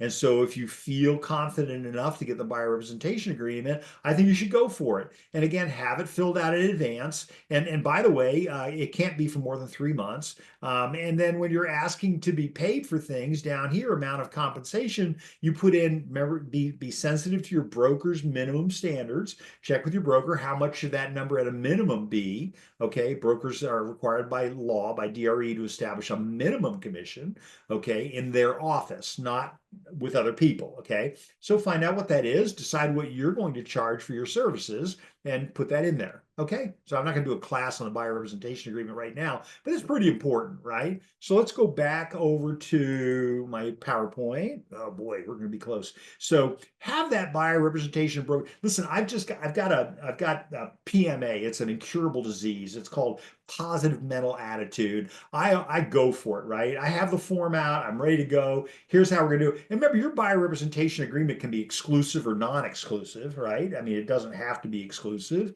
Okay. It can be for 3 months, can't be for longer than that, or it could be for one day. You could have it for just today. And so again, my goal is to get people accustomed to signing things.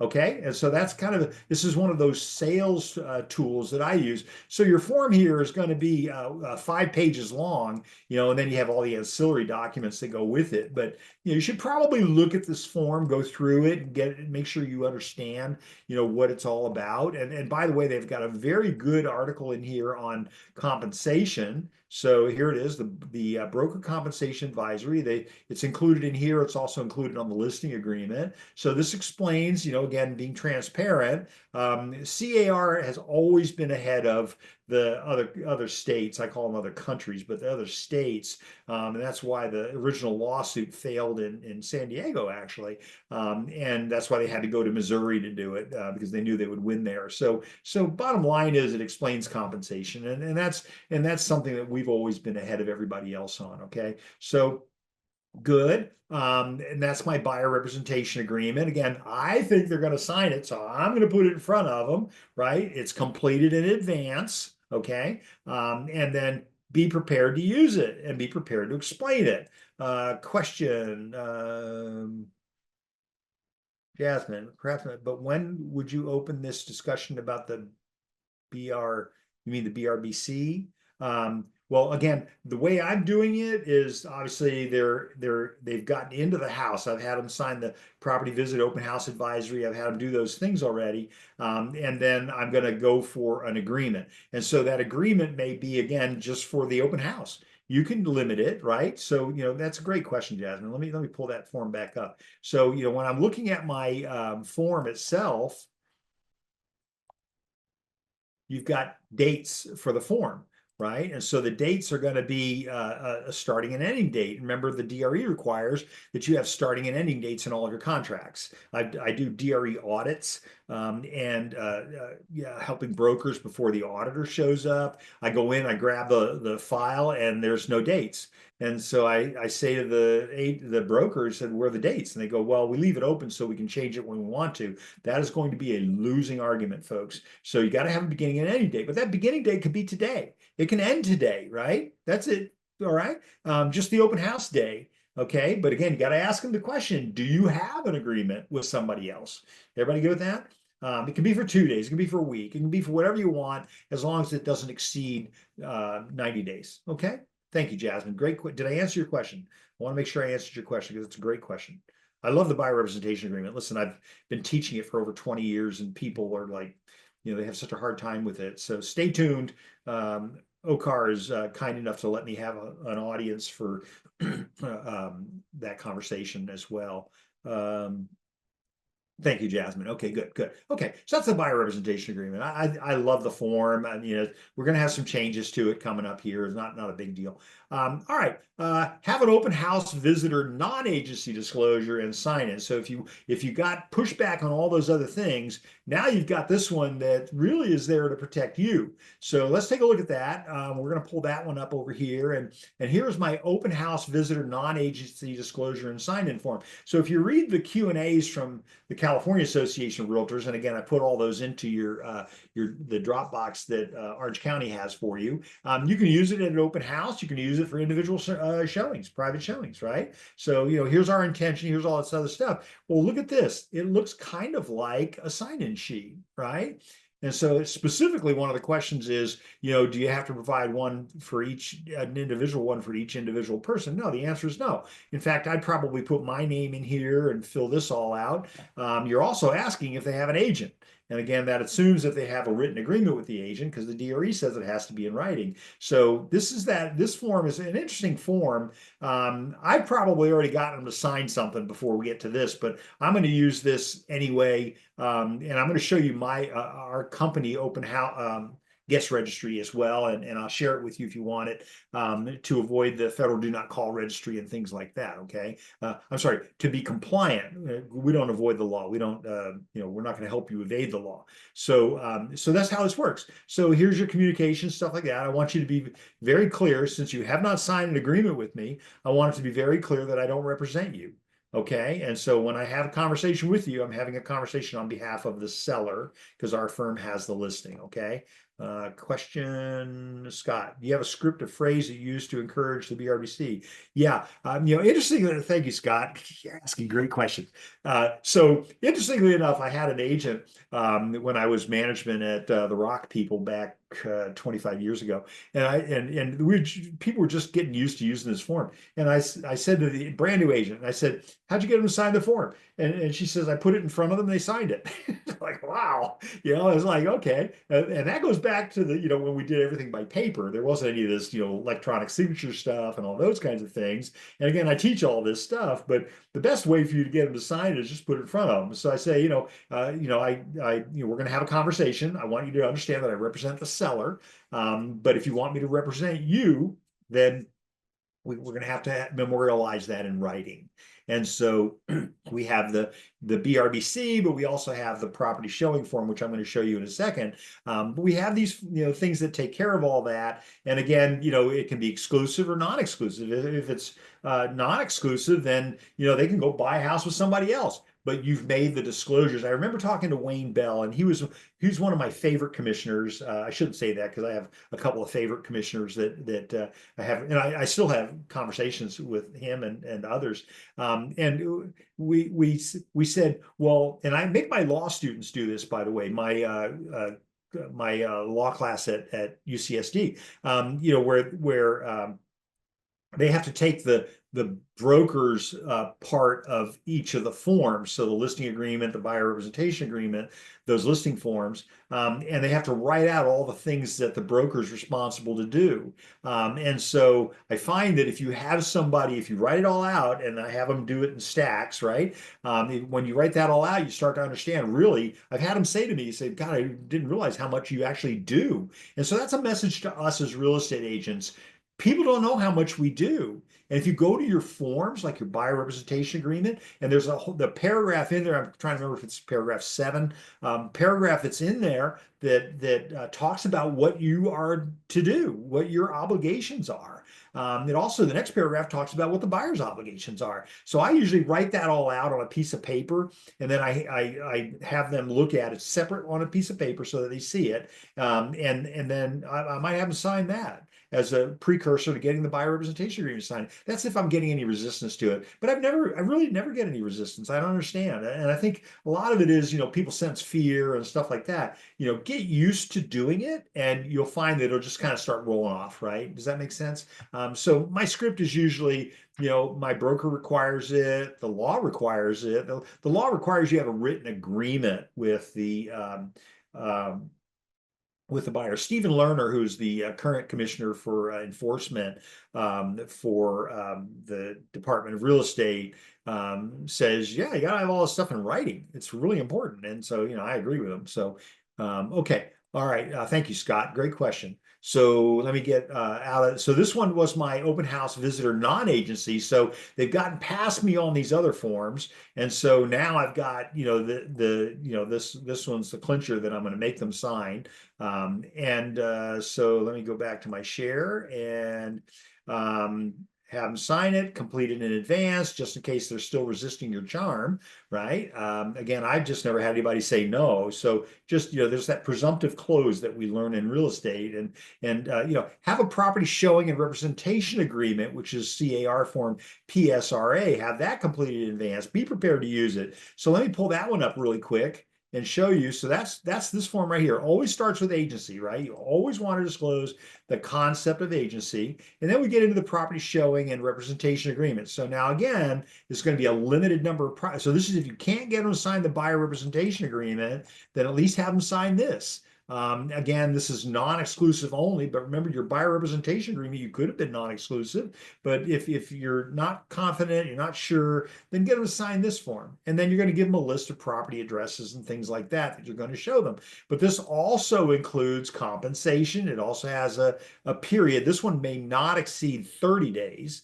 And you're going to have your compensation. Remember, you always have to tell them how much you're going to be expect to be compensated. Okay. And this form is only 3 pages, so it's not quite as intense as the buyer representation agreement. But if you're feeling like you're just kind of in strange waters and you want to try it out, start with this. I don't have a single agent I've been training that still uses it. They all use the buyer representation agreement. They all get it assigned. And remember, and I say this, and I go on listing appointments, and it's interesting because I was just talking to a newer agent the other day. I speak with newer agents all the time. They don't have any bad habits yet. So literally, I was talking to this agent. I said, when I go on a listing appointment, or I ask them first, when you go on a listing appointment, are you going like, oh my God, I hope I get the listing?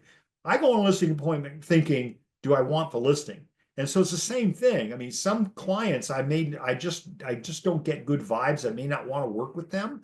You have to be prepared to fire the client.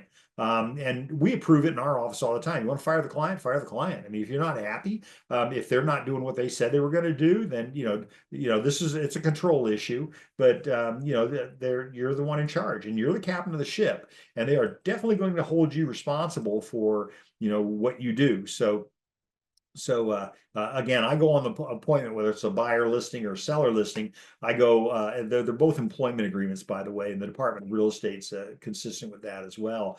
And do I want to work with this person? Is it going to be a good fit? Because that sword cuts both ways. Okay, all right. Last resort, have a buyer non-agency agreement with you, and that's going to be, again, completed in advance. Prepare to use it. I never use this form, but I guess I can see a place where the buyer will come in. I've had the buyer come in and say, I don't, I want to save the commission, so I don't want you to represent me. And I go, okay. Remember, folks, if you don't represent them, you got to be very careful about what you say. And again, you don't want to imply that you might be their agent. Because remember, if you don't have an agency agreement, you need to write this down. If you don't have a contract with the buyer or the seller, any advice you give them is going to be construed as legal advice, right? That's why our contract, our buyer representation agreement, our seller listing agreement, both have places in that explain what we're going to do and what we can do. We need to read those things. But I hear people all the time who say things they really shouldn't say. And if you don't have a contract with them, then any advice that you give them is going to be legal advice. Joyce, hi. PSRA versus BRBC. When is a PSRA? So they're both really kind of the same form. Thank you, Joyce, for asking the question. So they're really kind of, the BRBC's got more meat to it. The PSRA, in fact, Gov Hutchinson made the comment in our meeting. He said, yeah, we call that the BRBC light. So it's not as robust as the BRBC. The BRBC is a great form. My hat is off to Standard Forms. I mean, they really did a great job. But the PSRA, I always tell people, if you're really not comfortable enough trying to get the big daddy signed, the BRBC, then you might try the PSRA. But as I said a second ago, I don't have anybody that I've trained on it who are still using the PSRA. They go for the BRBC because they can do exclusive versus non-exclusive. They know they can change the time period, right? So if they do the time period doesn't have to be 3 months. The time period can be today, it can be this weekend, it can be whatever. But that's the way to handle it. So I personally, I don't see any use to the PSRA form, other than it's, I just wasn't comfortable getting the BRBC signed, because I can make the BRBC I can do more with that form that should make the customer happy than necessarily the property showing. But I must have something. And the DRE says you must have something. And that's why, I was helping them try to rewrite that 2992. So, you got to have something. You have to have a contract. You must have writing. And so it's just a question of comfort. If you're not comfortable with the getting the BRBC form signed. I like the BRBC. I think, again, I'm excited about teaching the class. I know that OCAR has me lined up to teach it at some point here in the next couple of months. So that's a do not miss it class, because we have a lot of fun in that class. So all right. So I'm sorry, Joyce, did I answer your question? Are we okay? I want to make sure that I covered it. I didn't mean to gloss over it if it sounded like I did. Okay, no answer. All right. Okay. CAR has an open house library. Interestingly enough, it's $49 a year, or you can send me an email and I'll send you all the forms. It's just all I've done really is put the forms together. And again, I love CAR. They've been so good to me over the years, but they're trying to cover the nut, as we say. So $50 a year. You actually get to it by going into your ZipForms library. So over in the right hand, you have what do they call it up at the top? The vendor. They have the vendors, and they have an open house library, $49.95. I think that's probably a good thing if it's important to you. Whoops, a bunch of my questions went away. They're all going away. Oh gosh. Anyway, so it's there, $49.95 a year. Insist on business cards. I think you should be getting business cards from everybody. Why? Because people come in and say they're an agent when in fact they aren't. Now, who doesn't have a business card, right? Get them from both the agents and the visitors. Okay. And especially if they say they're working with somebody. I mean, I hand my client a whole bunch of business cards. I say, go look at open houses till the cows come home, right? Make sure you're very clear with the agent up front that you're working with me. All right. So when showing property, set the mood. Every light in the house is on. The oven light is on. The closet lights are on.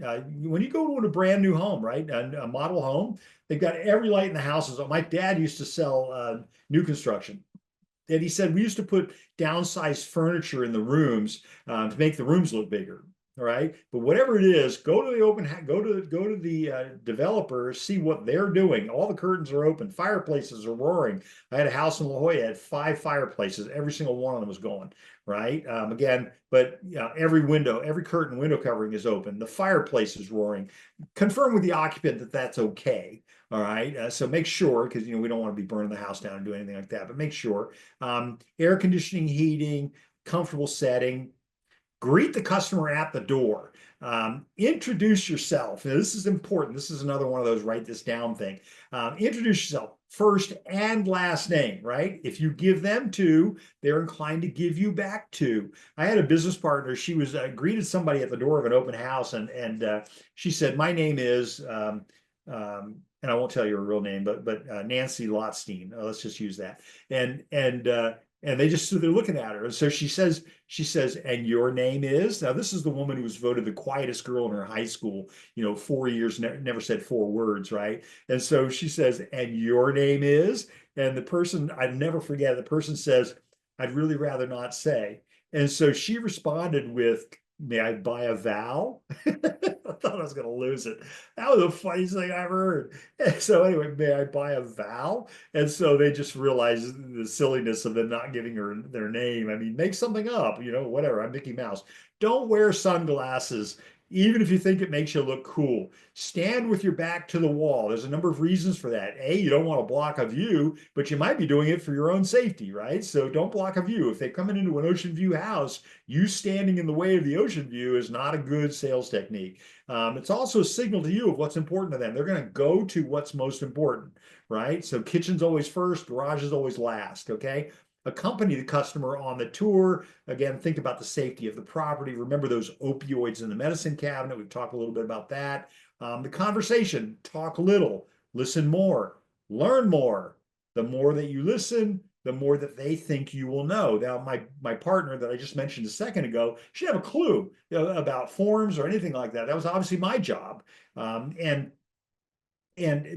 she was really good with people. And so again, they thought she knew everything. All she ever did was ask questions. So you need to learn how to be an interviewer. It's like you're working for the FBI. You're an interrogator. You need to ask a lot of questions. Okay. All right. Be careful about puffing. That only applies to selling used cars. Remember, always have someone with you at your open house. Remember, the bad people tend to travel in pairs. So we've talked a little bit about this for your safety, for the safety of the property, to handle the rush. Lenders are great for this. They're more likely to get the contact information of the visitor than you are. They're better at interviewing and closing clients than we are. Pay attention, learn something new, okay? And then get their notes. Get their notes after the open house is done. All right. Do not sit inside the open house. I think it's the biggest waste of time. I used to go to the open house ahead of time, take all the chairs out. You know, because my agents come walking in and they're putting chairs in the house. Like, why are you doing that? Well, because we need someplace to sit. No, you should be standing out front of the house talking to people, right? Greet them as they're coming to the house. Outside is where the decision is made to come into the house. Do you have curb appeal? Okay. Make eye contact with passersby. Invite them into the open house. Have a guest register. Let me show you my guest register really quick. And again, I'm sharing all this with you. Here's my guest register, and it says right on it, thank you for visiting. By submitting this form with your telephone number, you're consenting for authorized members of the company to contact you, even if your name is on the federal do not call list. Okay, so, may I contact you? So this is something I think we've got 3 to a page, and they come in and they fill it out. I mean, why? Because you asked them to do it. And so, again, I probably filled in, my information at the front of it. That's our guest registry. Make sure you have that language in there that says that, that you're authorizing us to call you, even if you're on the do not call list, right? For example, by entering your phone number, you give consent to contact you, even if your name is on the federal do not call registry. Have a list of homes available homes in the neighborhood, as well as homes that have sold recently. Put them in a slip sheet inside of a 3-ring binder. People are less likely to walk off with them. Remember what I told you earlier? Do not hand things out. Otherwise, they're going to disappear. So I put them in a slip sheet. I put them inside of a 3-ring binder. And we talk to people. If we've got to look at something, we'll look at that. Don't hand them to people. Bring and do real estate related things that you've been putting off doing. Handwrite your thank you notes to people that you met canvassing the neighborhood, right? When I'm knocking on doors, I'm making a note on my little check pad that tells me which ones I made contact with, and I'm going to send them a thank you card, right? To your sphere of influence, right? Your SOI, we all know what that is. Handwrite the envelopes, put postage on them. Do not use bulk mailing or labels. Handwrite them. Listen, people said I should have been a doctor instead of a lawyer, and my handwriting is atrocious. And so, sometimes I'll hire, my granddaughter to do it, and she'll write them, write at least the outside of the note for me. Let's talk about dialing for dollars. Call everybody you know. Invite them to your open house. It's just an excuse to call for a brief conversation, and that's a quote. Remember your sphere of influence. Now's a good time to catch up and invite them to the open house. I haven't spoken with you in a while. I just had a moment to catch up. That's your script. Okay. Brian Buffini's pop buys, everybody's got all kinds of stuff. Remind people what you do for a living. Try to remember that's what you're calling them about. You're in real estate. Be sure you understand the value of your own time, because your time is important. All right. Your job is not passive. Get out there and talk to people. Wear your logo. I said that a minute ago. Make sure you're wearing your logo. Remember that real estate is a full contact sport. Let's talk about the after. We'll get through this. As got less time on this than I wanted, but okay. Leave a handwritten note, thank you note for the seller or occupant. We had an open house. It was a great open house. I was so glad to thank you for the opportunity, et cetera, et cetera, et cetera. And maybe that gift card or the lottery ticket, right? Or tickets, if you're going to do that. Double check all the doors and windows. This is when you're getting ready to exit. Okay. Sometimes the bad people come back to the house through the doors and windows that they left unsecured. I've had it happen. Trust me, you go in there and that window is unlocked. And it's like, I know that window was locked when I got here. All right. Believe it or not, check the door hinges. Had that happen one time, don't plan on having it happen again. I always check for the door hinges. Okay. When you retrieve your signs, be sure to knock on the doors. Again, thanking those who allowed you to place your sign on their property. Remember the gift card, again, lottery ticket. Okay, follow up with everybody who attended the open house, phone call, subject to the do not call admonitions, thank you notes. Remember to get out there and make it happen. Oh, Elsie, yes, Elsie, look, I did it. Okay, God, I was really worried about my time. I got 5 minutes. Any questions? Anybody have any questions for me? Because we covered a lot of material and I had to speed it up a little bit towards the end because I was kind of worried that we were going to run out of time. thank you again to the Orange County Association of Realtors. I'm eternally grateful. YouTube website, here's QR code. If you all have QR codes and you want to see some of the things I've written, the mastering your farm, how to create the perfect listing presentation, things like that. This video will be on OCAR's website, and that's where it's going to stay because I think it's personal to them. I want to make sure that they get value out of it. Thank you, Elsie. I'm not done yet. Hang on. I think I've got another page. There it is again, at Burke Real Estate Consultants, Inc. Please remember to like and subscribe. Anything else you can think of, folks, please let me know. Happy to help. I have a newsletter goes out once a week. It's opt-in only. You've got to want to be on it. Send me an email. I'm happy to add you to it. I've always got helpful information like what Orange County is doing at the time, right? Things like that. So thank you all for being here today. I very much appreciate the value of your time. Elsie, I cannot believe that I did this in 2 hours, but it kind of moved up a little bit quickly. So anybody else, any other questions that you want to ask really quick? Hearing none. Whoops, there's one. Okay, hang on a sec. Today's class is recording will be emailed to you and posted on the Orange County YouTube channel next week. I'm not going to put it on mine. This is going to be on Orange County. You got to be a member to view it. So I think so, right, Elsie? They've got to be members to actually get the material. So, and again, you have a whole Dropbox thing in there. Happy to share all of my stuff, including the presentation itself. Anything I can do to help you folks, please let me know. Thank you, Scott. That's very kind. Listen, I want you to do well. I don't worry about the competition. I want you to do well. If you look good, you make me look good. And so I want you to look good, if that makes sense. All right, everybody. Thank you so very much. And thank you for your input. And again, hope you have a wonderful day today. And we will see you around the track, as we say. Take care for now.